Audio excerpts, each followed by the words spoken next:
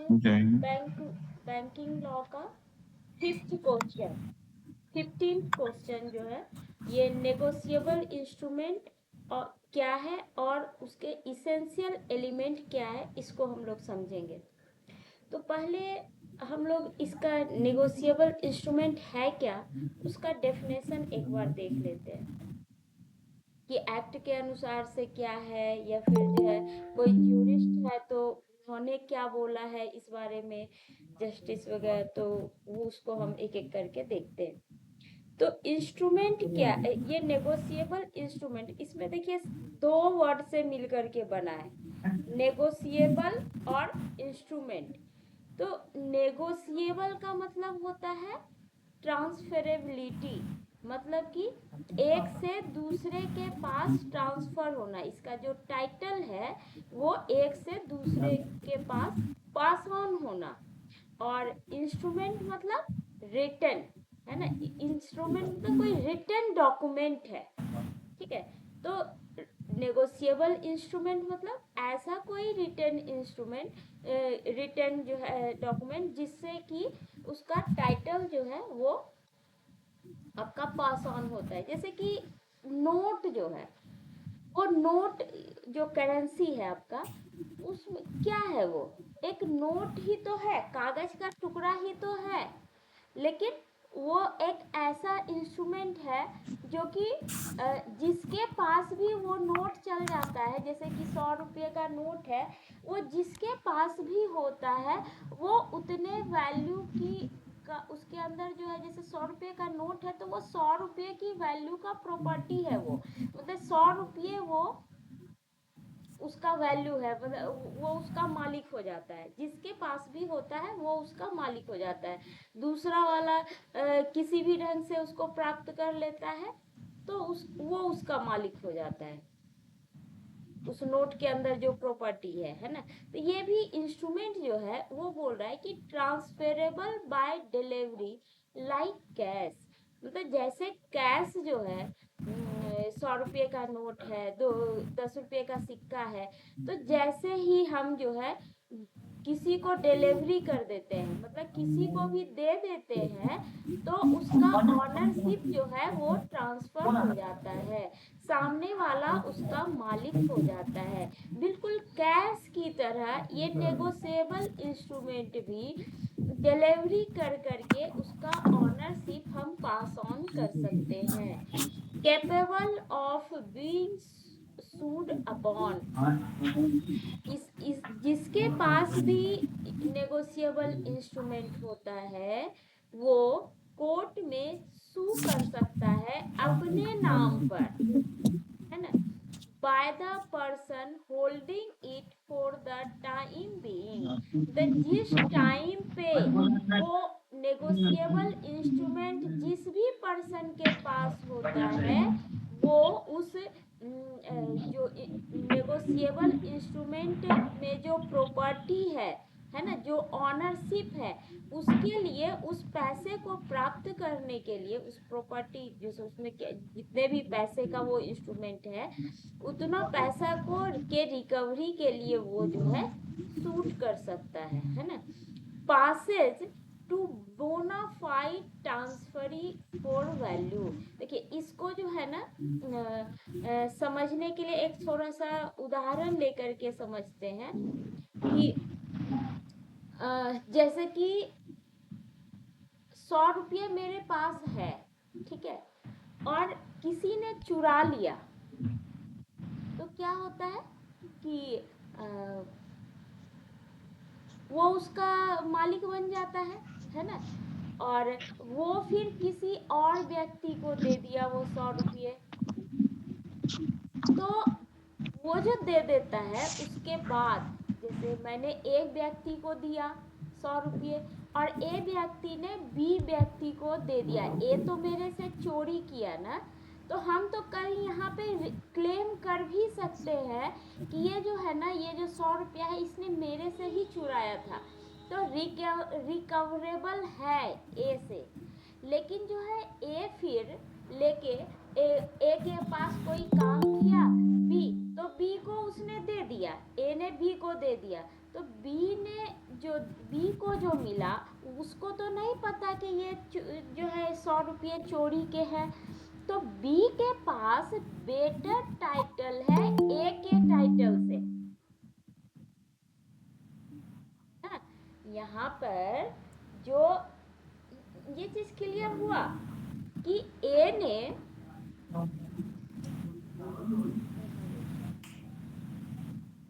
ए के पास जो है, मान लीजिए 100 रुपये या कोई भी एनआई है ना, बियरर टाइप का।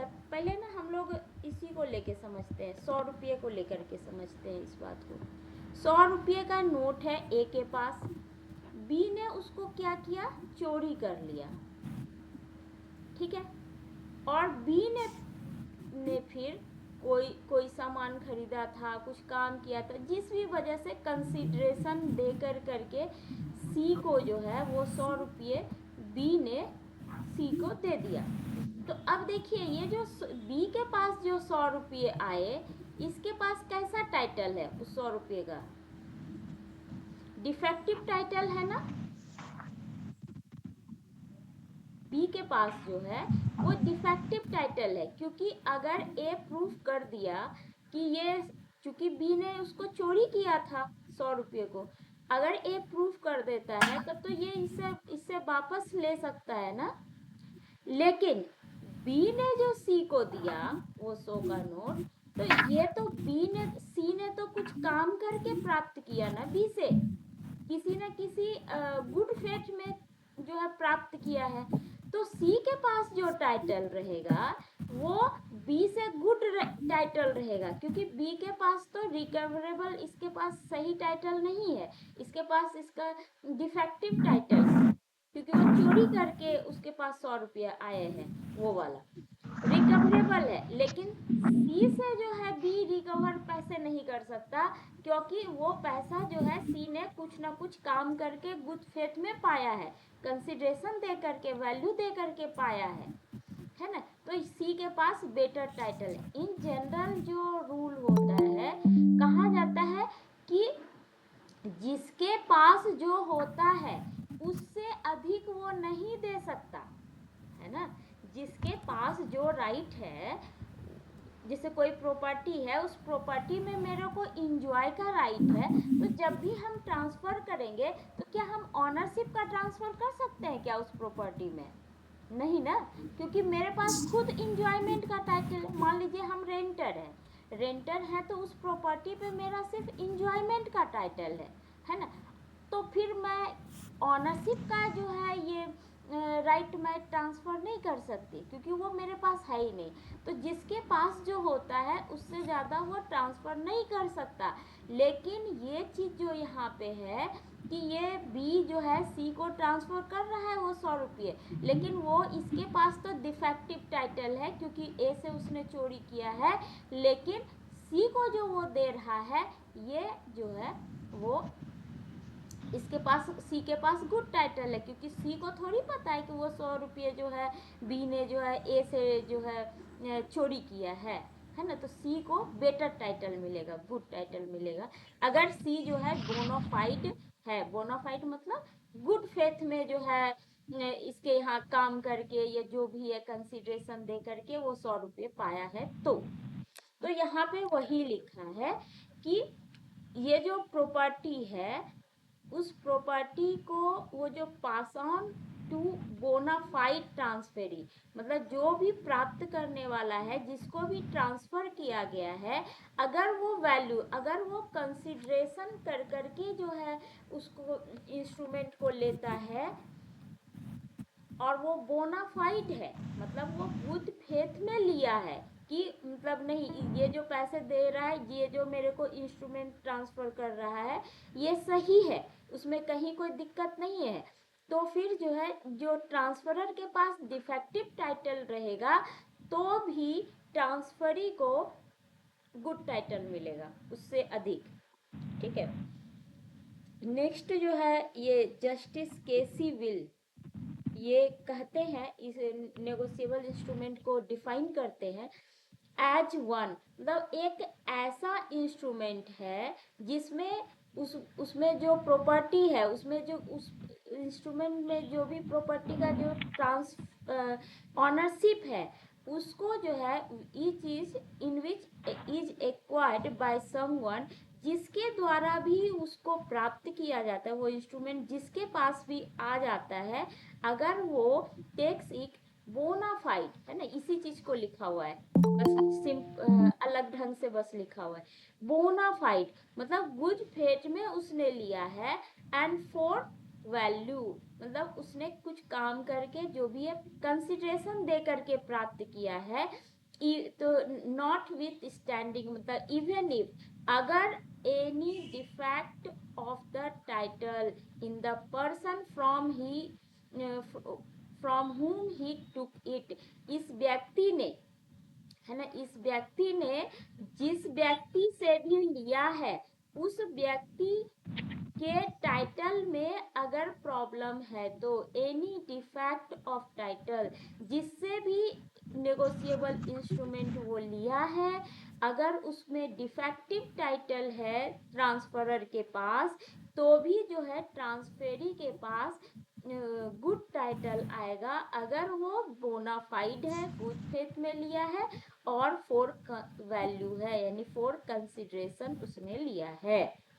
ठीक है, अब नेक्स्ट है इनैक्टमेंट के द्वारा कि एनआई एक्ट क्या कहता है। तो देखिए, एनआई एक्ट में जो है नेगोशिएबल इंस्ट्रूमेंट को का डिफिनेशन नहीं दिया हुआ है, लेकिन सेक्शन 3 जो है 13 जो है, वो 3 प्रकार के नेगोशिएबल इंस्ट्रूमेंट की बात करता है। 3 प्रकार के, ये सबको पता ही है, promissory note, bill of exchange और चेक, है ना, ये 3 प्रकार के नेगोशिएबल इंस्ट्रूमेंट है एनआई। लेकिन फिर वही जो है देखिए, टीपी एक्ट का 137 सेक्शन है, लास्ट सेक्शन आपका, वो कहता है, वो ऐसे भी इंस्ट्रूमेंट को रिकॉग्नाइज करता है। ये इंस्ट्रूमेंट कैसा कैसा इंस्ट्रूमेंट को रिकॉग्नाइज करता है, तो कहते हैं instrument which are for the time being, है ना, जिस समय की बात हो रही है उस समय बाय लॉ और बाय कस्टम नेगोशिएबल, मतलब ऐसे इंस्ट्रूमेंट की बात करता है जो कि बाय लॉ है। बाय लॉ कौन सा इंस्ट्रूमेंट है, ये तीनों, है ना, बाय लॉ ये तीनों है, और बाय कस्टम कुछ नेगोशिएबल इंस्ट्रूमेंट ऐसे भी हैं जो बाय कस्टम, मतलब प्रथा की तरह जो है चल रहा है। जैसे कि आपका हुंडी है, हुंडी क्या है कि ये कोलकाता में जो है जो मारवाड़ी बिजनेसमैन लोग थे, वो लोग जो है जैसे कि आपस में जो है पैसे के लेन देन के लिए ये हुंडी एक इंस्ट्रूमेंट, कुछ रिटर्न जो है इंस्ट्रूमेंट है, जो कि उस पर लिख कर करके वो एक दूसरे को उसके थ्रू पैसे जो है ट्रांसफर किया करते थे। तो इस ढंग से बहुत सारे ये जो 3 इंस्ट्रूमेंट है, ये एग्जॉस्टिव लिस्ट नहीं है, मतलब इसके अलावा भी बहुत सारे नेगोशिएबल इंस्ट्रूमेंट हैं जो कि बाय कस्टम, उसको रिकॉग्नाइजेशन कौन देता है, तो section 137 of TP act. Okay, तो ये जो बाय कस्टम है, तो कहने का मतलब ये जो है इंडियन कोर्ट को परमिट करता है इंग्लिश कोर्ट की तरह। इंग्लिश कोर्ट जो है के प्रैक्टिस में ये है कि वो एनआई के कैरेक्टर को एक्सटेंड करता है, मतलब कि ये 3 के अलावा भी और सारे नेगोशिएबल इंस्ट्रूमेंट है उसको भी रिकॉग्नाइज करता है। तो वो क्या क्या है, तो देखिए, ये बाय यूजेज और कस्टम ऑफ ट्रेड यहाँ पे कुछ कुछ दिया हुआ है। ये गवर्नमेंट प्रोमिसरी नोट है, हुंडीज है, शेयर वारंट्स है, डिविडेंड वारंट्स है, बैंक्स ड्राफ्ट। देखिए, ये सब तो उतना हम लोग नहीं देखे, इसको हम लोग देखे बैंक्स ड्राफ्ट। तो बैंक ड्राफ्ट कैसा है, क्या होता है, एक कागज ही तो है ना, चेक है, जैसे चेक है, कागज है, उसको देते हैं, उससे पैसे मिल जाते हैं। ड्राफ्ट में भी क्या है, हम बैंक के पास जाते हैं और 20,000 का ड्राफ्ट बनाना है, उसमें नाम देते हैं किसके नाम से बनानी है, तो वो नाम दे देते हैं, वो अब पैसे जमा कर देते हैं, वो एक कागज का टुकड़ा हमको दे देता है, लेकिन वो कागज का टुकड़ा ऐसा है जिससे कि पैसे ट्रांसफर हो जाते हैं, है ना, वो रिकॉग्नाइजेबल है। तो ये circular notes, bearer debentures, Bombay port trust debentures, railway receipt, delivery orders. इस टाइप से ये कुछ कुछ बहुत सारे नेगोशिएबल इंस्ट्रूमेंट हैं। नेक्स्ट में हम लोग अब इसेंशियल देखते हैं। इसेंशियल में है रिटन एंड साइंड, है ना, वो लिखा होना चाहिए और उसमें साइन उस पे होना चाहिए। ट्रांसफरेबिलिटी, ये एक से दूसरे की ओर जैसे ही दिए दूसरे को तो ऑनरशिप उसका जो है ट्रांसफर हो जाता है। अनकंडीशनल, उसमें कंडीशन नहीं होने चाहिए। सर्टेन पे, जिसको भी पेमेंट जाएगा उस इंस्ट्रूमेंट के थ्रू, वो जो है सर्टेन होना चाहिए। सर्टेन, हम लोग ये सब सर्टेन का मतलब क्या होता है, ये हम लोगों ने कल के क्वेश्चन में हम लोग देखे ही थे। सर्टेन पेमेंट टाइम, टाइम जो है वो सर्टेन होना चाहिए। पेएबिलिटी, है ना, उससे ऑनरशिप का जो ट्रांसफर होता है उसका पेमेंट का वो है। फिर बियरर और ऑर्डर, ये दो टाइप के होते हैं, इसको हम लोग कल भी देखे थे, आगे भी हम लोग डिटेल्स में देखेंगे। ये ड्रॉन फॉर कंसिडरेशन, ये प्रिजम्पशन कोर्ट जो है यही समझती है कि अगर आपके पास कोई इंस्ट्रूमेंट आया है तो आपने कुछ ना कुछ काम किया होगा, कुछ ना कुछ आपने कंसिडरेशन दे करके उसको प्राप्त किया होगा। गुड टाइटल टू ट्रांसफर, ये वही बात है जो हम लोग अभी पढ़े थे कि बोनाफाइड है और ट्रांसफेरी जो है बोनाफाइड है एंड कंसिडरेशन के थ्रू उसको प्राप्त किया है तो उसको गुड टाइटल मिलता है। ट्रांसफेरर से भी अच्छा टाइटल उसको मिलता है। नोटिस ऑफ द ट्रांसफर, क्या हम जो है नेगोशिएबल इंस्ट्रूमेंट को किसी को ट्रांसफर करते हैं तो क्या जिसको उसमें पैसे पे करना होता है क्या उसको नोटिस देना जरूरी है क्या, उस बारे में बात हो रही है। और ट्रांसफेरी जो है जिसके पास भी ट्रांसफर होकर के वो इंस्ट्रूमेंट आता है वो अपने नाम पे जो है केस दायर कर सकता है कोर्ट में, अगर उसके उस इंस्ट्रूमेंट में जो भी पैसा है वो उसको पैसा रिकवर नहीं होता है तो, या कोई भी कारण से इस टाइप का। अब एक एक करके हम लोग देखेंगे। फर्स्ट है आपका रिटन एंड साइंड, है ना। रिटन कल भी हम लोग देखे थे, रिटन का क्या मतलब है, बहुत सारी चीजें सिमिलर ही मिलेंगी क्योंकि बीओई के बारे में हमने जो पढ़ा वो भी तो एक नेगोशिएबल इंस्ट्रूमेंट ही है ना, तो इसलिए कुछ कुछ फीचर्स जो है वो सारे तो मिलेंगे ही। तो रिटन जो है, रिटन का मतलब क्या होता है, अब हाथ से लिखा हमने, प्रिंट किया या फिर इनग्रेव्ड किया, मतलब किसी पे खुदवाया जाता है ना, और या फिर टाइप किया, किसी भी ढंग का रिटन में ये सारी ही चीजें आ जाएगी। और साइंड, उस पे जो है अगर उसको निगोशिएबल इंस्ट्रूमेंट बनाया लेकिन उस पर अगर साइन नहीं किया तो वो फिर कंप्लीट नहीं कहलाएगा, उसको वो इफेक्ट में नहीं आएगा। क्या कुछ जी यहाँ पे इनग्रेव्ड का एक कोई एग्जांपल बताइए। इनग्रेव्ड का आपका जो है एटीएम है ना, एटीएम के में जो है ये नंबर्स उगे होते हैं, नाम उगे होते हैं ना, वो पीछे में देखिएगा कि वो जो क्रेडिट कार्ड या डेबिट कार्ड का जो नंबर इस तरफ उठा रहता है पीछे की तरफ धसा रहता है ना। हाँ। तो इनग्रेव्ड मतलब जो है ना वो कुछ ऐसा चीजें धसा करके भी तो हम कुछ चीजें लिख सकते हैं ना, तो वही जो धस करके मतलब उसमें ये है इनग्रेव्ड, वही कहलाया जो धसा करके लिखते हैं ना। समझ में आया ना, एटीएम के पीछे जो नंबर्स है वो धसे हुए हैं। एटीएम के एग्जांपल से समझ आया। हिंदी में क्या उत्कीर्ण होता है पूजा दी, इसका मीनिंग उत्कीर्ण। उत्कीर्ण क्या है इसका, जो एग्जैक्ट मीनिंग इसका बोल रहे थे, उत्कीर्ण जो इधर लिखे हैं वही है क्या? आप जैसा बोल रहे एटीएम पे लिखा होता है वो गड्ढे टाइप में गड्ढा करके पीछे के तरफ, गड्ढा करके आगे के तरफ तो हाँ, जो उगा भी हो। रहता है ऊपर की ओर, और पीछे की तरफ जो है ना वो क्या कहते हैं गड्ढा हो जाता है ना, तो वही गड्ढा टाइप में अगर कुछ लिखे हैं कोई चीज में तो वो इनग्रेव्ड कहलाता है। देखिए यानी कि ये जो पहले टाइप राइटर होता था तो टाइप राइटर में गड्ढा करके ही वो लाता था, वो उसी का बात बोल रहे हैं क्या टाइप राइटर से?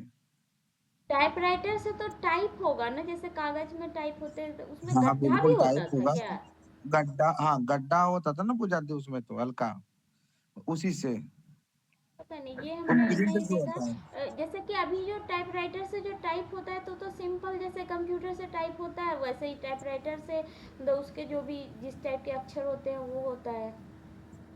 वो अक्षर आके उसमें जो है कस करके जो लगता है पीछे से, एकदम देखिएगा गड्ढा हो जाता है, आगे से पीछे साइड उखड़ा उखड़ा निकल जाता है। हाँ हाँ वो, हाँ क्योंकि बहुत तेज करके लगता है ना, तो वही तो चीज है ना वो तो, हाँ नहीं वही नहीं, चीज है ना। वो तो टाइप्ड में आ गया। इनग्रेव्ड हुआ कि कोई मेटल का चीज है, उसमें ना धसा करके कुछ लिखे हैं, तो कि कोई चीज अच्छा ऐसा जो कि मतलब जिससे कि वो धस जाए, जैसे उसके ऊपर मेटल के ऊपर ए लिखे, तो कुछ ऐसे चीज से लिखे कि एकदम धसा हुआ मेरे को ए दिख रहा है, ठीक है, वो इनग्रेव्ड अच्छा, हुआ। मतलब टाइप नहीं, मतलब उसमें कुछ कलर नहीं आना चाहिए, यही ना।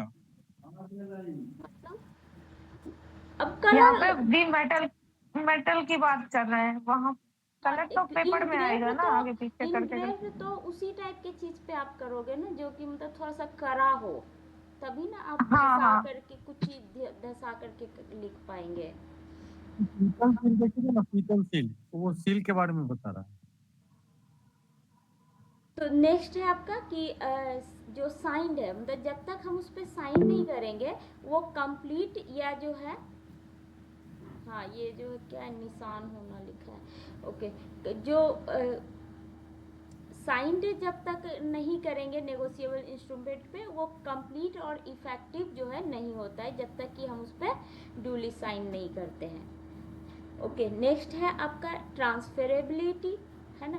तो जो नेगोशिएबल इंस्ट्रूमेंट है वो जो है इजीली और फ्री टू ट्रांसफ़र, एक से दूसरे के बीच जो है आराम से ट्रांसफ़र होता है, जैसे कैश हम लोग ट्रांसफ़र करते हैं ना, वैसे भी ये जो है नेगोशिएबल इंस्ट्रूमेंट भी एक व्यक्ति से दूसरे व्यक्ति के बीच ट्रांसफ़र होता है। तो ये कैसे ट्रांसफ़र कर सकते हैं, है ना। ये दो टाइप के होते हैं, कल भी हमने देखा था, एक ऑर्डर होता है और एक बियरर होता है ना। तो अगर ऑर्डर वाला हुआ तो उसमें क्या है, उसके पीछे उस इंस्ट्रूमेंट के पीछे में हम लोग इंडोर्स कर सकते हैं कि अब जो है मिस्टर ए को पेमेंट कर दो, करके हम अपना सिग्नेचर कर दिए, ठीक है। तो ये जो है किसी और को इंडोर्स कर दिया, फिर उसको भी अगर ज़रूरत पड़ा तो वो फिर पीछे में लिख दिया कि हाँ मिस्टर बी को जो है पेमेंट कर दो, करके वो ए अपना सिग्नेचर कर दिया। इस ढंग से ये आगे बढ़ा जा सकता है, और लास्ट पे ही जो होगा उसको पैसे की आवश्यकता हुई तो वो जो है ड्रॉई के पास चला जाएगा और बोलेगा कि जो है मेरे को पेमेंट दीजिए, तो उसको पेमेंट मिल जाएगा। तो और दूसरा है बियरर। बियरर जो है इसमें क्या है कि सिर्फ डिलीवरी से, ये ऑर्डर जो है क्या है, इंडोर्समेंट करते हैं और प्लस फिर इंडोर्समेंट कर करके सामने वाले को इंस्ट्रूमेंट दे देते हैं, तो वो जो है इंडोर्समेंट प्लस डिलीवरी से ट्रांसफर हो जाता है। और जो बियरर है, बियरर मतलब उसके ऊपर किसी का नाम नहीं लिखा होता, वो जो है जैसे पैसे के ऊपर किसी का होल्डर का नाम नहीं होता उस पे, वो पैसे जो है जैसे ही हम किसी को देते हैं, मात्र डिलीवरी करने मात्र से, अभी हम थे ऑनर उस पैसे का, और जैसे ही मैंने ए व्यक्ति को जो है 100 रुपये का नोट दे दिया, वो जो है उस 100 रुपये के नोट का मालिक बन गया, ऑनरशिप उसके पास चली गई। तो ये वैसे ही है बियरर, उसमें जो है जस्ट हम जो है ट्रांसफर कर करके उसको जो है हो जाता है, उस ऑनरशिप ट्रांसफर हो जाता है। इसमें अनकंडीशनल है, उसमें कंडीशन नहीं हो सकता कि और अनकंडीशनल जो है इसमें दो तरह के हो सकते हैं, प्रॉमिस हो सकता है, ऑर्डर हो सकता है। हमने कल पढ़ा था ये बिल ऑफ एक्सचेंज क्या है, प्रॉमिस है या ऑर्डर है? हेलो, प्रॉमिस है। प्रॉमिस है। अच्छा, जो कल क्लास कल का सेशन है, हाँ ऑर्डर है, ठीक है। अब क्या प्रॉमिस पूछा भी थे, क्या पूछ बोले, बिल ऑफ एक्सचेंज जो है प्रॉमिस है या ऑर्डर है? ऑर्डर है। ऑर्डर है, ठीक है। चेक वगैरह भी जो है ऑर्डर है। आपका प्रॉमिसरी नोट क्या है? प्रॉमिस है ना। प्रॉमिसरी नोट प्रॉमिस है कि मैं इतने रुपये आपको देने का वादा करता हूँ, तो वो प्रॉमिसरी नोट है। और अगर हमने कह दिया कि इतने पैसे फलाना व्यक्ति को दो, तो वो क्या हो गया? ऑर्डर हो गया, ऑर्डर। है ना। तो कल जो हम लोग करते थे कि इतना रुपया उसको भुगतान कर दो, तो ये क्या है? ऑर्डर दे रहे हैं, डायरेक्शन दे रहे हैं, है ना। तो वो जो है बिल ऑफ एक्सचेंज और चेक में होता है, और आपका प्रोविजरी नोट में प्रॉमिस होता है, वादा। इसका एक्सेप्शन, कंडीशन का एक्सेप्शन ये है कि जो है इसमें हम फ्यूचर इवेंट जो कि मतलब सर्टेन टाइप का है वो हम दे सकते हैं। जैसे कि यहाँ पे लिखा है कि पे ₹100 आफ्टर एक्स डेथ, है ना। एक्स का जब डेथ हो जाए तो जो है 100 रुपये उसको जो है दे दो, तो ये वैलिड है, क्योंकि डेथ कभी ना कभी होगा, तो यहाँ पे टाइम सर्टेन हो गया, है ना। और ये कंडीशन भी जो है सर्टेन टाइप का फ्यूचर इवेंट हो गया। जबकि जो है यहाँ पे ये लिखा है कि 100 रुपये पे करो, कब? जब जो है एक्स वाई से मैरी कर लेगा। तो ये तो मैरी करेगा नहीं करेगा, ये तो कोई सर्टेन इवेंट है नहीं, तो इस केस में ये क्या है? इस इनवैलिड हो जाएगा, है ना। इस टाइप के कंडीशन जो है नहीं चलेंगे। नेक्स्ट है सर्टेन पेई, जो जिसको भी पेमेंट होना है वो व्यक्ति जो है वो, अच्छा पेई कहते किसको है? जिसको कि पेमेंट मिलेगा, है ना। तो वो व्यक्ति जो है वो सर्टेन होने चाहिए। ऐसा नहीं लिख सकते कि पे ₹100 टू माय फ्रेंड। अरे माय फ्रेंड मीन्स क्या, है ना। तो ये डिफाइन नहीं कर रहा है कि कौन पेई कौन है उसमें। तो पेई जो है उसका जो है इतने डिटेल्स होने चाहिए जिससे कि उस व्यक्ति को आइडेंटिफाई किया जा सके, है ना। एक स्पेसिफिक पर्सन हो सकता है या पर्सन्स भी हो सकता है ना, मोर देन वन। कल हम लोगों ने देखा जैसे जैसे ट्रांसफर किया जा रहा है, बी ए ने जो है बी को ट्रांसफर किया, बी ने सी को ट्रांसफर किया, तो ये सब मल्टीपल पेई हो गए, बी और सी दोनों ही पेई हो गए, है ना। तो पर्सन, अच्छा पर्सन का मतलब क्या है? क्या सिर्फ लिविंग पर्सन? नहीं, ये जो है इसमें आर्टिफिशियल पर्सन भी इंक्लूड होते हैं, जैसे कॉर्पोरेट्स है, ट्रेड यूनियंस है, चेयरमैन है, सेक्रेटरी, ये सब तो हम लोग जानते हैं। लीगल पर्सन किसको कहते हैं? तो लीगल पर्सन भी जो है इसमें इंक्लूडेड होते हैं। नेक्स्ट है सर्टेन पेमेंट टाइम, किस टाइम पे उसको पेमेंट करना है ना, वो चीज जो है उसमें लिखा होना चाहिए। या तो जो है वो उसमें कोई डेट होना चाहिए, और नहीं तो सर्टेन पीरियड होना चाहिए उसमें। आज का, जब आज हम बना रहे हैं उस इंस्ट्रूमेंट को, तो उसमें आज का डेट तो लिखेंगे ही, और उसमें लिख देंगे 2 साल बाद जो है पेमेंट करो, 2 महीने बाद पेमेंट करो। इस टाइप की बातें हम अगर लिख देते हैं तो वो क्या हो गया? सर्टेन टाइम पीरियड, है ना। तो उसमें ट्रांसफर हो गया। Otherwise not considered as a valid instrument, अगर जो है अगर उसमें डेट नहीं लिखा है या फिर टाइम पीरियड नहीं बताया हुआ है, तो यानी कि क्या हो गया? उसमें पेमेंट का टाइम ही नहीं है। तो जिसमें पेमेंट का टाइम नहीं दिया हुआ है वो वैलिड नेगोशिएबल इंस्ट्रूमेंट नहीं होता है। इसमें पेमेंट टाइम जो है वो डिपेंड ऑन डेथ, ये चीज़ हम लोग ऊपर में भी देख लिए थे इसमें, कि अगर डेथ का लिखा हुआ है तो वो भी जो है टाइम तो सर्टेन नहीं है कि कब डेथ होगा, ये तो हमें नहीं पता है, टाइम सर्टेन नहीं है। इसके बावजूद डेथ जो है वो जो है वैलिड एनआई होता है, वैलिड नेगोशिएबल इंस्ट्रूमेंट होता है जिसमें डेथ के बारे में लिखा है। क्योंकि कभी ना अनसर्टेन जरूर है, लेकिन इस बारे में वो इवेंट जो है सर्टेन है कि वो कभी ना कभी तो होगा, तो जब भी होगा सामने वाले को पेमेंट मिल जाएगा। अच्छा, पेबिलिटी क्या हो गया? कि डिफिनिट सम ऑफ मनी, है ना। इसका मतलब है कि हम लोग कल भी देखे थे, उसमें पैसा जो है वो एक तो सिर्फ और सिर्फ पैसा ही होना चाहिए, गुड्स सर्विस या अदर एसेट्स ये सब नहीं चलेंगे, है ना। ऐसा नहीं हो सकता कि जो है 1 kg जो है रुई जो है उसको पेमेंट कर दो, या मैं तुम्हें एक केजी रुई देने का वादा करता हूँ। ये कोई इंस्ट्रूमेंट, नेगोशिएबल इंस्ट्रूमेंट नहीं है। इसमें सिर्फ पैसा ही होना चाहिए, और वो सर्टेन होना चाहिए, है ना, कि कितना 2000 होने चाहिए, 4000 होने चाहिए, 10,000 होने चाहिए। ऐसा नहीं कि मेरे को मैं तुम्हारे को जितना पैसा उधारी है ना, वो सारा पैसा देने का वादा करता हूँ। अरे कितना पैसा उधारी है, इसमें तो लिखा ही नहीं है। तो ये इस टाइप के चीज़ें नहीं चलेगी।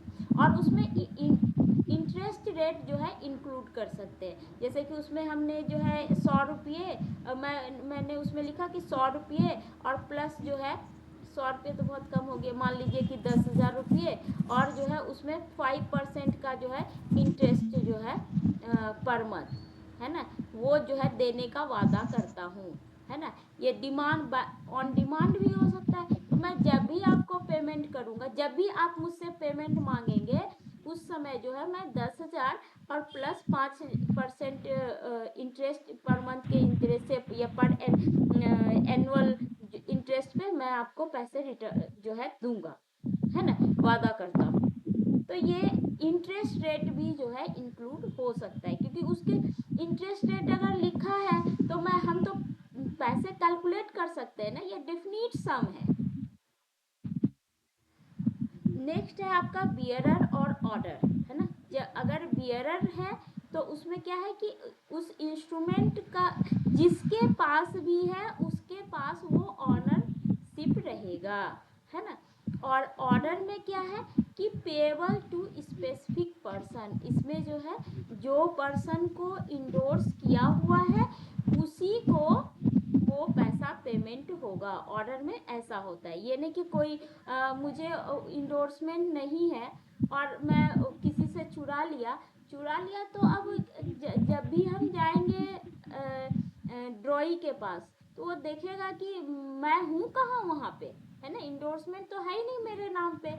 तो उसमें जो है स्पेसिफिक पर्सन हो जाता है, इंडोर्समेंट उसमें रहता है। इस वजह से पीछे नाम देखेगा ना कि इंडोर्समेंट का चेन बना हुआ है कि नहीं। उसमें ए ने बी को इंडोर्स किया तो उसके पीछे लिखेगा कि बी को पेमेंट कर दो, और ए सिग्नेचर कर देगा। बी जब सी को ट्रांसफर करेगा तो उसके पीछे वो लिख देगा कि ठीक है सी को पेमेंट कर दो, उसमें फिर बगल में बी जो है साइन कर देगा। अब इससे जो है सी से जो है ई डी जो है चुरा लिया, और इसका मान लीजिए ड्रॉई जो है ई है, तो ई जैसे ही जो है डी जो है ई के पास जाएगा तो उसके पीछे जो है इंडोर्समेंट तो रहेगा ही नहीं डी का, क्योंकि सी ने तो कोई इंडोर्समेंट किया नहीं है, डी को चेक ट्रांसफर किया ही नहीं है, मतलब जो भी इंस्ट्रूमेंट है। तो ई को डी जो है ई के पास जब जाएगा तो ई देखेगा इसके नाम पे तो इंडोर्समेंट है ही नहीं, तो उसको पेमेंट नहीं करेगा। तो हाँ बोलिए। तो फॉर्जरी भी तो कर सकता है यहाँ पे, कि वो उसमें इंडोर्समेंट में अपना जो है कुछ डाल दिया वो अपना नाम को, फिर से उसको बनाने के लिए मान तो फिर सी का सिग्नेचर उसके ऊपर तो नहीं होगा ना। आप वो भी साइन अगर हाँ, उसका डुप्लीकेट कर रहा है फोर्ज तो सिग्नेचर अगर कर देगा तो जो है ये मतलब सी को तो घाटा लगेगा। तो जैसे ही सी को पता चलेगा तो वो इंक्वायरी करेगा ना, तो इंक्वायरी करेगा तो उसको पता चलेगा कि ई ने तो पेमेंट किया है डी को, तो जो है ये डी को खोजेगा सी, तो फिर क्या होता है डी पे केस नहीं करेगा, सू कर सकता है ना, जो कर सकता है। तो ये चीज वो करेगा ना, फिर से क्रॉस एग्जामिनेशन करेगा ना वो इस चीजों को वेरीफाई करने के लिए कि हाँ ये उसी के थ्रू आया है इंडोर्समेंट कराने के बाद। तो इंडोर्समेंट पीछे जैसे कि किया होगा तो ये तो यही थोड़े सबसे पूछने के लिए जाएगा, हाँ जी तुम्हारा सिग्नेचर है ना, बी से पूछेगा हाँ जी तुम्हारा सिग्नेचर है कि नहीं लास्ट में जो पर्सन होगा, सेकंड लास्ट जो पर्सन होगा उससे सेकंड लास्ट मतलब सी की बात कर रहे हैं। हाँ सेकंड लास्ट वो क्यों जो है किसी से भी क्यों उतना पूछने के लिए जाएगा। जो है कि देखिए बैंक को ही जब तक कि ऑन द प्राइमा फेसिया, मतलब आपका जो भी इंस्ट्रूमेंट है, चेक जैसे आप देने जाते हैं तो चेक देते हैं तो वो पैसे ट्रांसफर कर देता है ना। हाँ कभी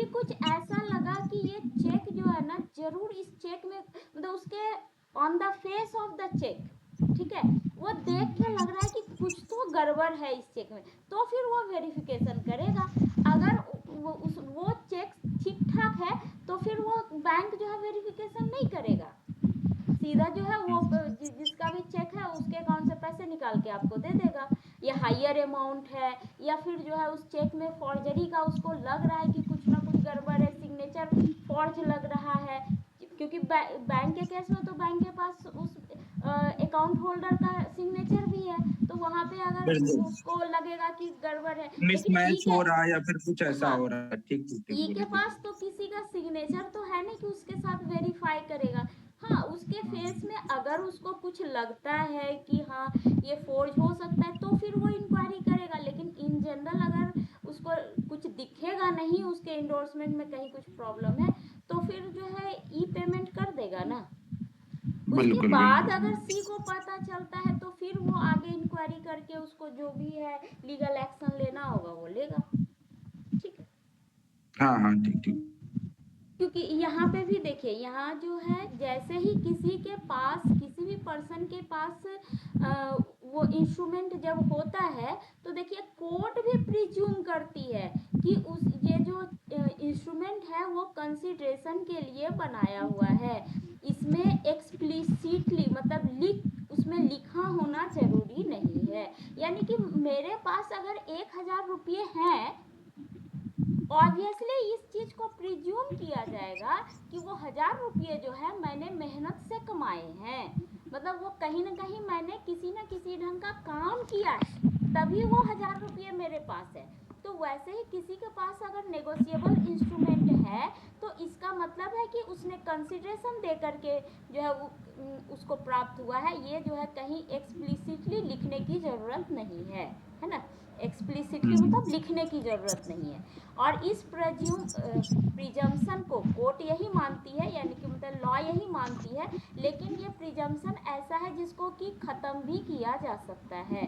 अगर जैसे कि मैंने 1000 रुपये है मेरे पास है, तो कोर्ट तो यही प्रिज्यूम करेगी कि मैंने मेहनत करके वो 1000 रुपये कमाए हैं, लेकिन मान लीजिए मैंने वो पैसे जो है आपसे चुराए हैं, तो आप जो है चलता है कोर्ट में सू कर सकते हो कि जो है ये 1000 रुपया जो मेरे पास है वो मैंने आपसे चुराए हैं।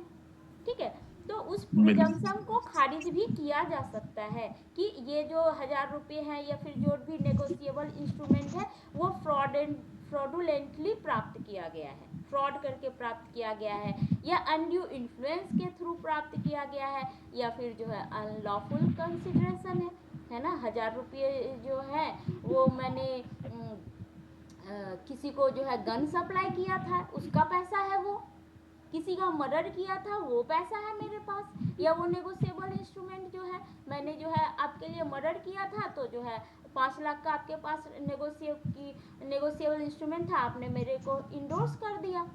क्यों किया? क्योंकि मैंने आपके लिए मर्डर किया था।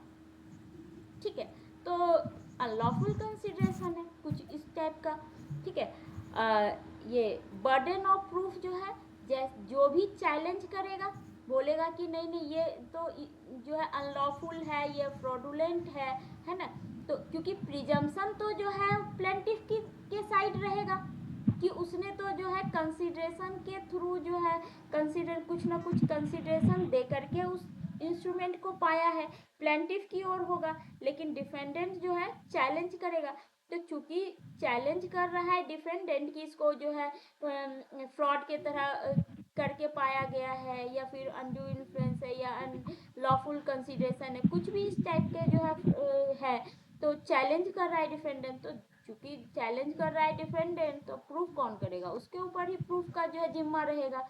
लेकिन अगर डिफेंडेंट प्रूफ कर देता है कि ये फ्रॉड के थ्रू जो है प्राप्त किया गया है, तो फिर क्या होगा? बर्डन जो है प्लेंटिफ की तरफ चला आएगा, वो प्रूफ करेगा कि नहीं नहीं ये जो है हमने जो प्राप्त किया है वो कंसिडरेशन दे करके बिल्कुल लीगली जो है मैंने प्राप्त किया है ना, कंसिडरेशन दे के प्राप्त किया है। तो ये फिर वो प्रूफ का बर्डन जो है वो प्लेंटिफ के ऊपर चला जाएगा। नेक्स्ट है, इसको हम ऑलरेडी हम लोग डिस्कस कर चुके हैं कि अगर जो है ट्रांसफेरी जो प्राप्त करने वाला है वो जो है गुड फेथ में प्राप्त किया है, और वो कंसिडरेशन जो है वैल्यूएबल कंसिडरेशन। इसका मतलब क्या होता है कि ऐसा कंसिडरेशन जो लॉ के नज़र में कुछ वैल्यू रखता है ना। तो वैल्यूएबल कंसिडरेशन दे करके उसको प्राप्त किया है। तो अब ट्रांसफरर के पास उसके पास डिफेक्टिव टाइटल रहेगा, जैसे कि उसने चोरी से प्राप्त किया है तो उसके पास तो डिफेक्टिव टाइटल है, लेकिन वो ट्रांसफेरी जिसको भी ट्रांसफर कर रहा है अगर वो गुड फेथ में ले रहा है, वो वैल्यूएबल कंसिडरेशन दे के ले रहा है, तो उसके पास गुड फेथ ट्रांसफर होगा। और ये क्या है, एक जो है मैक्सिम है, ये देख लीजिए, नेमो दैट कॉड नॉन हैबिट। ये हम लोग क्लास में कई बार जो है देखे भी हैं। तो इसका मतलब क्या होता है कि no one can give, property law में अक्सर ये वाला आता है कि no one can give a better title than he himself has.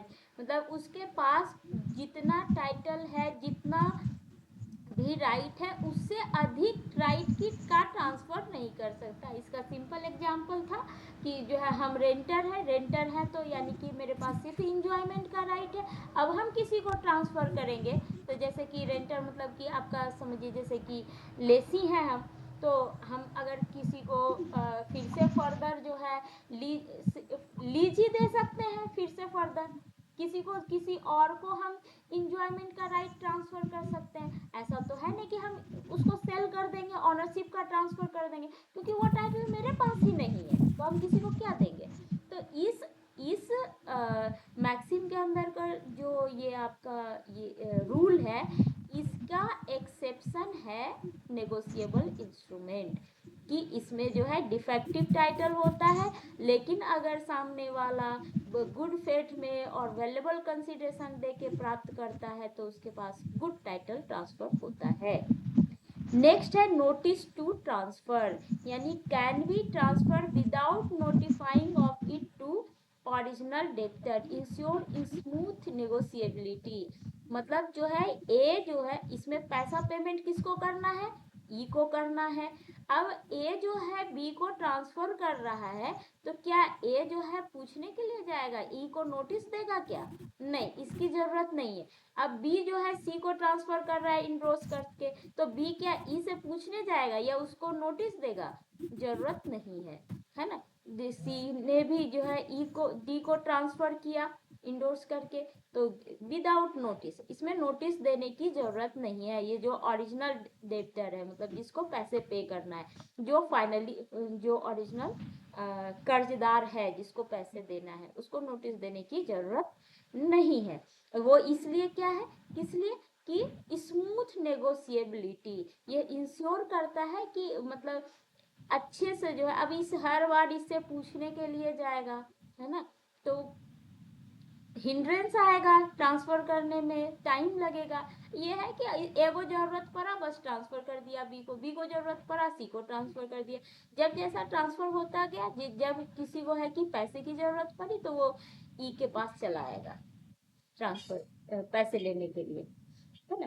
फिर ये लास्ट है शायद, हाँ लास्ट है ये, transferee can sue in his own name, है ना, holder of NI, the negotiable instrument जिसके पास भी है वो जो कर्जदार है उसको जो है डायरेक्टली सू कर सकता है ना। डी जो है ई के पास गया और ई रिफ्यूज कर दिया कि नहीं हम पैसे नहीं देंगे, तो ई जो है इसको ई को डायरेक्टली सू कर सकता है। ये जो है डी जो है सी को बोलने जाएगा, सी बी को बोलेगा, बी फिर ए को बोलेगा, ए फिर जो है ई को बोलेगा, ऐसा नहीं है। डी डायरेक्टली इसके पास जो है प्रॉपर इंडोर्समेंट के थ्रू डी के पास जो है वो निगोशिएबल इंस्ट्रूमेंट आया है, तो डी जो है ई को जो है डायरेक्टली सू कर सकता है कोर्ट में। नो नीड टू ट्रांसफरर्स इन्वॉल्वमेंट, ये वही है जो है डी को जरूरत नहीं है कि डी को जिसने ट्रांसफर किया सी को जो है इन्वॉल्व करने की जरूरत नहीं है, डायरेक्टली जो है डी ई को सू कर सकता है। इस ढंग से ये सारा खत्म हुआ। Thank you to all. अच्छा ये देखिए एनआई एक्ट जो है वो कब फोर्स में आया था, मतलब ये कब लागू हुआ था, 1st March 1882। हाँ, ये 1 मार्च 1882। अच्छा, इसमें जो सेक्शन 13 में जो अपना 3 नेगोशिएबल इंस्ट्रूमेंट है, उसको लेकर के अगर कोई ऑफेंस होता है तो उसमें पनिशमेंट कितना है? इधर ही सर बताए थे क्लास में, बताइए।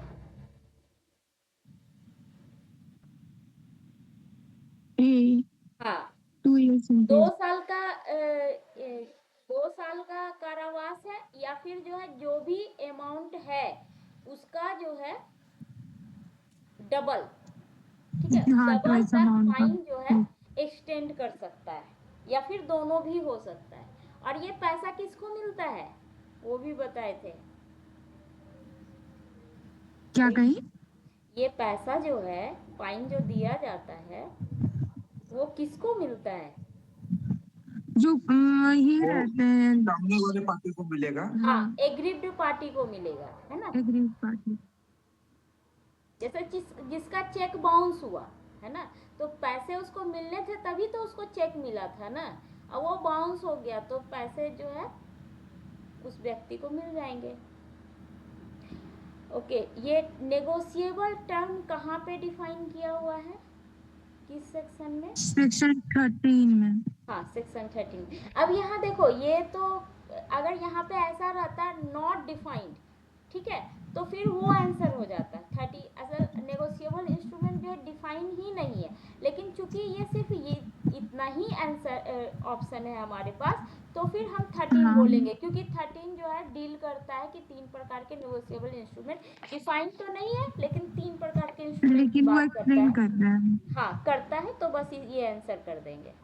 ये जस्ट नियर अबाउट आंसर है ना।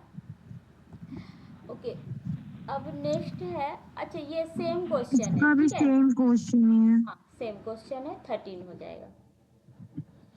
अच्छा, ये सेक्शन 21 मीन्स क्या है? On presentation on demand.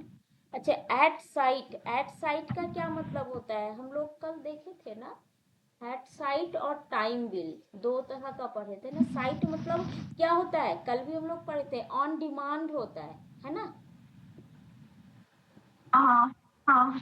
है ना, कल हम लोग पढ़े थे कि उसमें कल पढ़े थे साइट बिल और टाइम बिल। टाइम बिल मतलब होता है कि सर्टेन टाइम को उसमें लिखा होता है, सर्टेन टाइम पे जब पेमेंट लेने के लिए जाते हैं वो लिखा रहता है, तो वो टाइम बिल हो जाता है। और साइट बिल हो गया कि जब भी हम सामने वाले को, जो भी कर्जदार है उसको जब भी हमको जरूरत पड़ेगा उसके सामने हम डिमांड करेंगे, वो जो है साइट बिल हो जाता ऑन है। डिमांड। हाँ, तो जो है वो ऑन डिमांड हो जाएगा। अच्छा, नेक्स्ट है, ये जो है साइन करता है इंस्ट्रूमेंट इस फॉलोइंग टर्म्स पे। तो अब हमें ये देखना है कि कौन सा प्रोविजरी नोट नहीं है ना, कौन सा नहीं है वो देखना है। इसमें क्या है, आई एक्नॉलेजमेंट बी वाला। हाँ, ये जो है ना, ये देखिए एक्नॉलेज कर, ये सिर्फ बोल रहा है कि मुझे ना आपको 1000 रुपये देने हैं, है ना, इस बात को बस वो बोल रहा है, तो ये नहीं चलेगा। ये देने की बात नहीं कर रहा है, ये बस बोल रहा है कि हाँ आपको पैसे देने हैं मुझे। तो इस सर्टेन टाइम और पीरियड दोनों ही डिफाइन नहीं है, और किसको देना है?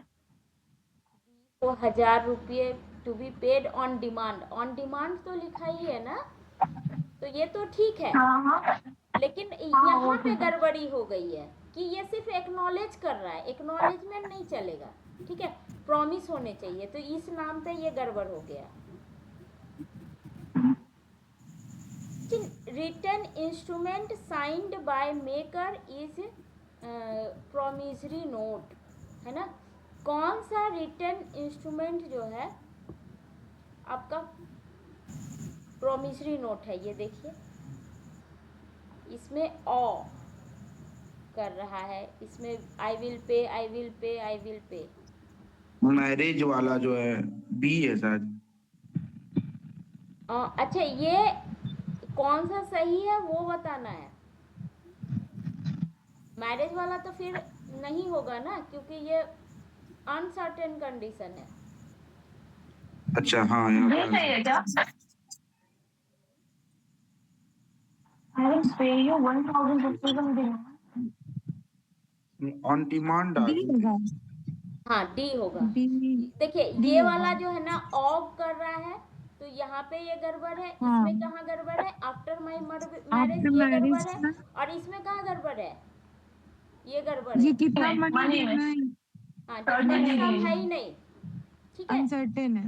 हाँ ये वाला ठीक है ना। ऑन डिमांड है, 1,000 रुपया है, तो ये ठीक है। हाँ अच्छा ये है, यहाँ पे डिमांड आ गया ना पूजा दी।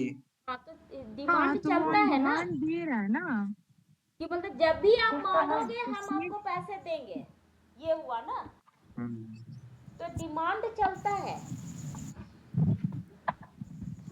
अच्छा कल भी तो पढ़े थे ना हम लोग साइट बिल और जो है आपका टाइम बिल। तो साइट बिल क्या था? टाइम बिल, हाँ हाँ हाँ हाँ साइट उसमें बिल बता क्या रहा था? था। उसमें ऑन डिमांड अमाउंट ही भी तो तो था। सर्टेन किया हुआ है ना, अमाउंट भी तो अनसर्टेन नहीं है उसमें। इफ एन अमाउंट रिटर्न, अच्छा डिफरेंटली इन फिगर। अच्छा किसी में जो है ना कोई इंस्ट्रूमेंट है, उसमें कई बार होता है ना फिगर में भी हम लोग लिखते हैं और वर्ड्स में भी लिखते हैं जस्ट सियोरिटी के लिए। तो मान लीजिए ऐसा हो गया कि मतलब हम लिख दिए 15,000 और फिगर में 14,000 लिखा हुआ है, तो किसको जो है माना जाएगा? फिगर के अनुसार पे किया जाएगा या वर्ड्स के अनुसार पे किया जाएगा? ये क्वेश्चन। नो अमाउंट से भी no amount shall be paid. अच्छा ऐसा क्या? मैं एक बार होना आंसर तो यही चाहिए। मैं एक बार आंसर देख लेती हूँ। लक्षण तो यही लग रहा है।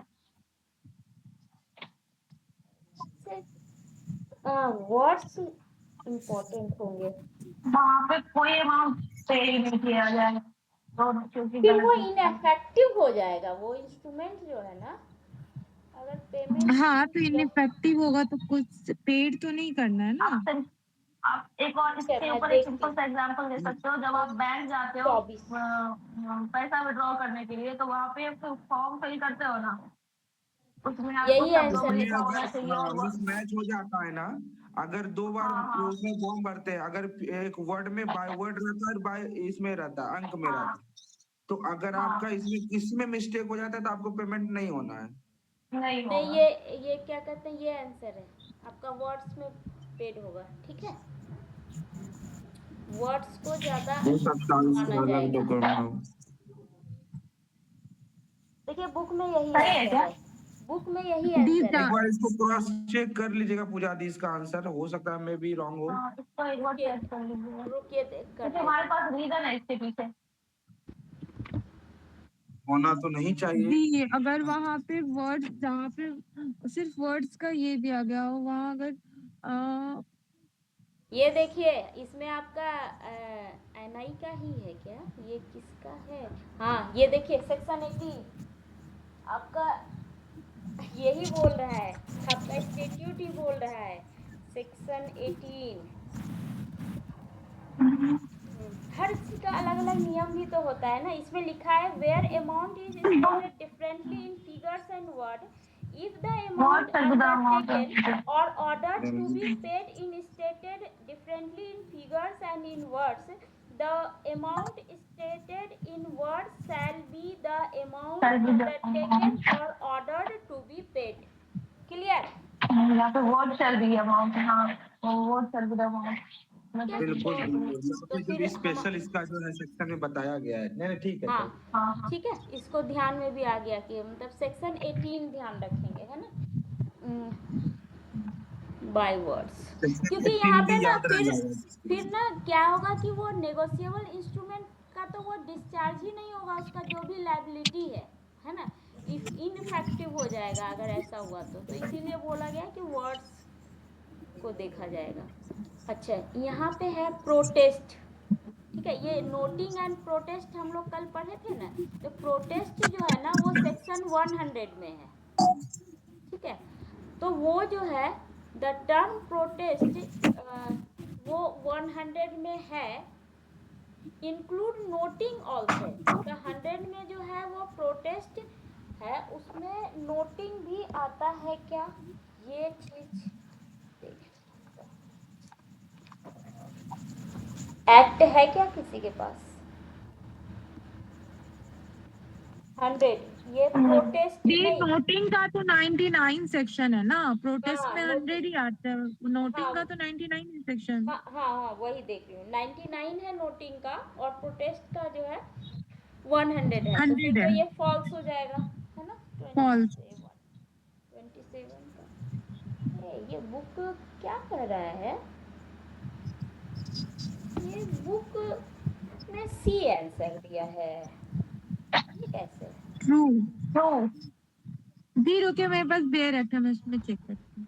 हाँ मैं भी देख रही हूँ, इसमें इंक्लूड करता है क्या, ये बोल रहा है when a promissory note or bill of exchange has been dishonored by non acceptance or non payment, है ना, सामने वाला अगर नहीं करता है तो the holder may within a reasonable time cause such dishonor to be noted यही तो and सर ये सर्विस certified। सही है या अच्छा गलत?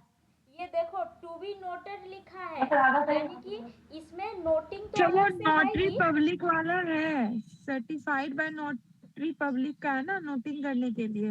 हाँ तो ये वही तो बोल रहा है to be noted and certified, यानी कि certified by notary public. Protest जो है वो नोटिंग को भी इंक्लूड करता है, ठीक है, नोटिंग अलग से भी है और प्रोटेस्ट भी जो है उस 100 सेक्शन में प्रोटेस्ट प्लस उसमें इंक्लूड कर रहा है नोटिंग को, इसीलिए ये ट्रू है, ठीक है।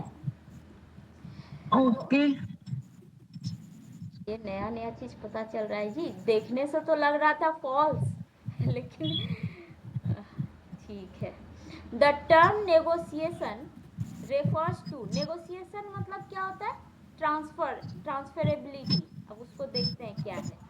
ट्रांसफर ऑफ ये bill of exchange, promissory note और cheque to any person as to constitute the person the holder thereof, है ना, जैसे ही मतलब किसी भी इंस्ट्रूमेंट को किसी व्यक्ति को देते हैं तो वो क्या है उसका होल्डर हो जाता है, यानी ट्रांसफर हो जाता है।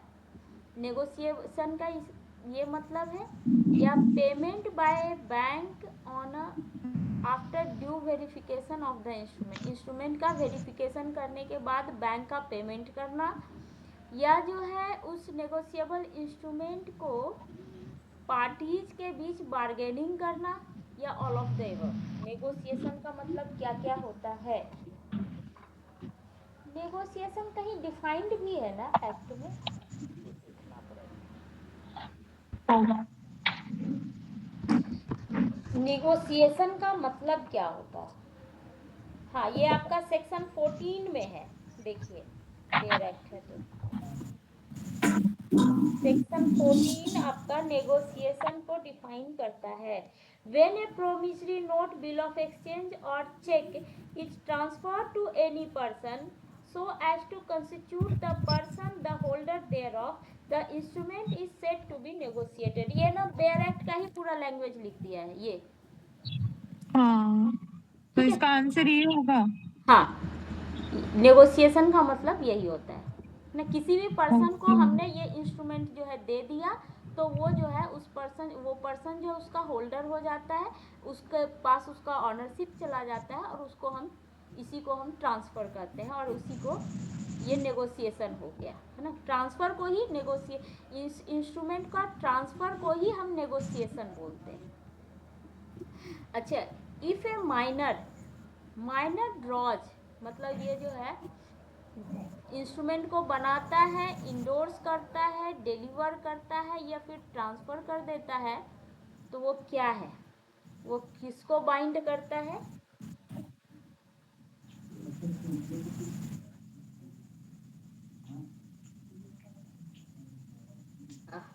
ये तो मस्त आंसर है भाई, ये सारे पार्टीज को बाइंड करता है एक्सेप्ट द माइनर, वो बच्चा सिर्फ जो है उसके लिए लायबल नहीं होगा, बाकी सारे लोग होंगे, ठीक है।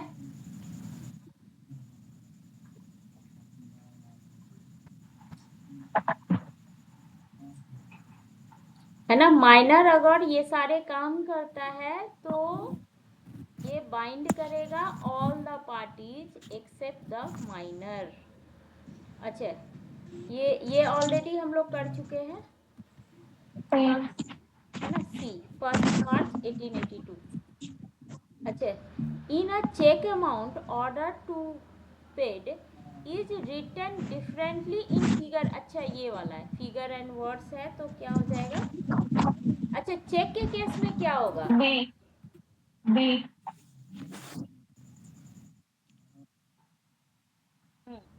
होना तो चाहिए, एक मिनट में चेक कर लेती हूँ। 41 का बी, हाँ ओके, यही है। ठीक है, ये क्लियर हो ही गया। कहाँ पे था, कौन सा सेक्शन? 18, यस। अच्छा, ये क्या बोल रहा है कि कौन सा प्रोमिसरी नोट है सेक्शन। अच्छा, ये प्रोमिसरी नोट कहाँ डिफाइंड है? सेक्शन 4 में, ठीक है। और 5 में क्या हो गया? 5 में bill of exchange. Bill of exchange. हाँ 6 में क्या हो गया? 4 5 6 हाँ, check. 6 में आपका चेक हो गया। चेक में चेक। अच्छा, ये बी को प्रॉमिस कर रहे हैं या फिर ऑर्डर कर रहे हैं 500 रुपया ऑन डिमांड, ठीक है। बी ये आंसर होगा, है ना। अच्छा, हाँ, ऑल ए। अदर सम, यहाँ पे गड़बड़ आ गया, ठीक है। First deducting there out any money which he Any money. Own me, ये भी डिफिनिट सम नहीं है, ये कुछ डिडक्ट करने की बात कर रहा है, ठीक है। फिर ये बोल रहा है कि 10 days after Days after my my marriage, marriage. ये भी गड़बड़ हो गया, है ना। तो ये आपका जो है सही है। अच्छा, if the endorser signs his name and add a direction to pay the amount mentioned in the instrument to a specific person, the endorsement is said to be, है ना। उसमें क्या है कि उसने पीछे में क्या लिख दिया, इंस्ट्रूमेंट के पीछे में उसने एक डायरेक्शन कर दिया कि इस पर्सन को जो है पेमेंट कर दो, जो भी इस इंस्ट्रूमेंट में जो भी अमाउंट लिखा है उसको पेमेंट कर दो, और उसने क्या किया, अपना साइन कर दिया। तो वो क्या है? Endorsement in blank, in full, in part. Endorsement in full. हाँ, फुल होना चाहिए। 44 का बी, हाँ ठीक है, इन फुल, क्योंकि मतलब सारे कुछ कर दिया ना, जितने काम करने थे सारे कर दिए उसने, सारे काम। ओके, नेक्स्ट है, ए जो है बी से लोन लेता है, प्रॉमिस टू पे it back with in 6 months, ठीक है।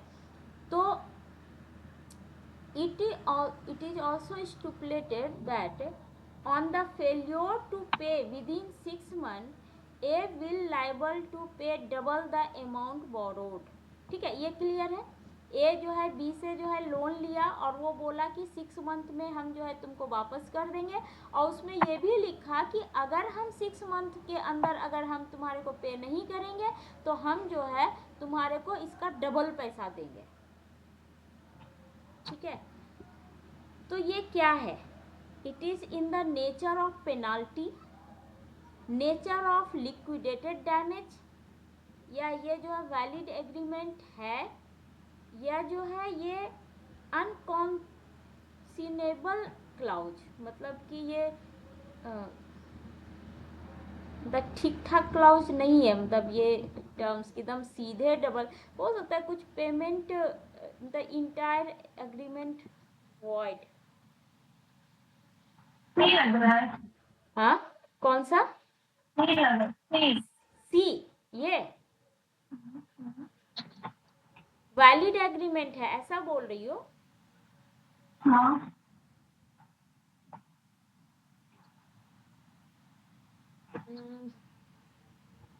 ये वैलिड एग्रीमेंट, ये ना ये वाला बोल रहा है कि पैसे तो वो पेमेंट किया नहीं है ना, पेमेंट किया नहीं, तो उसको क्या है 6 month के बाद जो है ना उसको डबल पेमेंट करने होंगे। तो यानी कि जो है ना ये लिक्विडेटेड डैमेज होगा, हाँ, उसको ये भी फुलफिल करना होगा। हाँ, वो जो है लिक्विडेटेड डैमेज है, मतलब कि ये फिक्स डैमेज है उसका, है ना। हाँ, वो तो क्लेम कर उसके लिए सकता वो है, हाँ वो क्लेम वो कर सकता स्टिपुलेटेड है। अमाउंट क्लेम कर सकता है, हाँ ये वाला होगा। तो डैमेज होता है तो। In case of promissory note क्या नेगोशिएबल नहीं है? Notice of dishonour is compulsory, no notice of dishonour is necessary, is silent on this aspect, endorsement is necessary. क्या चीज है जरूरी?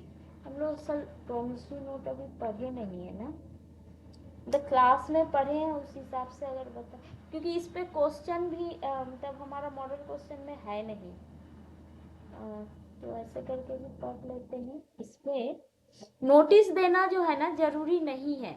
ये जो नोटिंग एंड प्रोटेस्टिंग है ना, ये बिल ऑफ एक्सचेंज के लिए है, ठीक है। चेक के लिए मुझे देखना होगा चेक के लिए है कि नहीं, लेकिन ये जो है नोटिस देना जो है जरूरी नहीं है प्रोमिसरी नोट के ये में, ठीक है।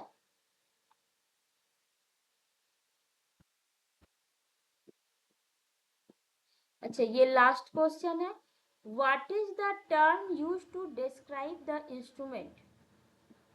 Bill of exchange. अच्छा ये हम लोग कल पढ़े थे ना, ये वही क्वेश्चन लगता हाँ है दोबारा आ गया है। हाँ हाँ बिल ऑफ हाँ एक्सचेंज, हाँ, हाँ सही बोला कि उससे एक्सेप्ट मतलब सामने वाले के पास मतलब कर्जदार के पास नहीं भी प्रेजेंट होता है तो भी उसका लायबिलिटी जो है उसका वो डिस्चार्ज नहीं होता है वो उस लायबल इंस्ट्रूमेंट होगा, का। हाँ।